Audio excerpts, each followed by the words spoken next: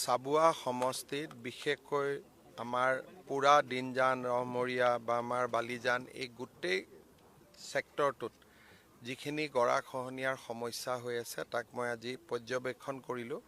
ডিপাৰ্টমেণ্টে স্তৰে স্তৰে কিছু কাম কৰি গৈ আছে, কিন্তু সামগ্ৰিকভাৱে গোটেই কামখিনি নহ'লে ক'ৰবাত নহয় ক'ৰবাত ক্ষতি কৰি থাকিব।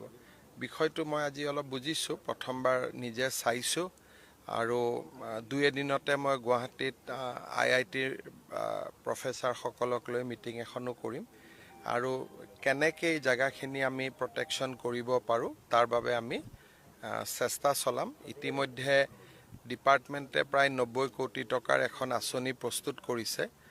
মই চাওঁ ক'ৰ পৰা কেনেকৈ সেই পুঁজিখিনি আমি দিব পাৰোঁ আৰু এইবাৰ যাতে যিটো পৰিস্থিতি হৈছে সেই পৰিস্থিতিটো যাতে অহাবাৰ নহয় তাৰ কাৰণে আমি যিমান পাৰোঁ সিমান নিশ্চিতভাৱে আমি প্ৰচেষ্টা চলাম। আপোনাৰ দুটাকৈ কাৰ্যকাল আটাইতকৈ প্ৰত্যাহ্বানজনক উজনি অসমৰ অৰ্থনীতি 5 বছৰলৈকে ধ্বংস হৈ গৈছে বুলি কোৱা হৈছে। এতিয়া পুনৰুদ্ধাৰৰ কাৰণে কিমান বছৰ লাগিব? মানে কোনটোক লৈ মানে উজনি অসমৰ বানপানীৰ কথাটো কৈছোঁ, 3খন জিলাৰ। মই ভাবোঁ যে কিমান ক্ষতি হৈছে, কি ক্ষতি হৈছে তাৰ গোটেই এছেছমেণ্টটো কিছুদিন পিছত ওলাব আৰু বানপানীটো গোটেই উজনি অসমতো হোৱা নাই। আমি চাব লাগিব শিৱসাগৰ আৰু চৰাইদেউ জিলাত। বাকী অঞ্চলখিনিতো ঠিকে আছে, যোৰহাট, গোলাঘাট বা ডিব্ৰুগড়, তিনিচুকীয়াত ক্ষতি হৈছে, কিন্তু ইমান ডাঙৰ প্ৰভাৱ নহয়। প্ৰভাৱ পৰিব শিৱসাগৰ আৰু চৰাইদেউ জিলাত। আমি চেষ্টা কৰিম যাতে মানুহ বা গোটেই সমাজখনক আমি যিমান পাৰোঁ সিমান সহায় কৰাৰ কাৰণে।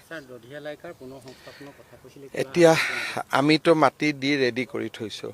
ৰাইজে অহাৰ ক্ষেত্ৰত বিধায়কসকলে আলোচনা কৰিব।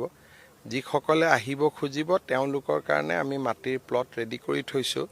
ঘৰৰ কাৰণে হয়তো কিবা এটা সাহায্য দিব লাগিব, আমি তাৰ বাবেও বিবেচনা কৰিম। চাওক, ব্ৰহ্মপুত্ৰৰ খহনীয়াটোতো আমি সকলোৱে জানো, ই বহুত ডেঞ্জাৰাছ আৰু প্ৰলয়ংকাৰী। কোনোবা জেগাত প্ৰটেকশ্যন কৰিলে নতুন এটা জেগাত খুন্দা মাৰি দিয়ে। গতিকে ই এটা সমস্যা আমাৰ বহুত ডাঙৰ, আমি যুঁজি থাকিব লাগিব।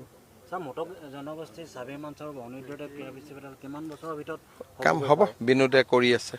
Thank U.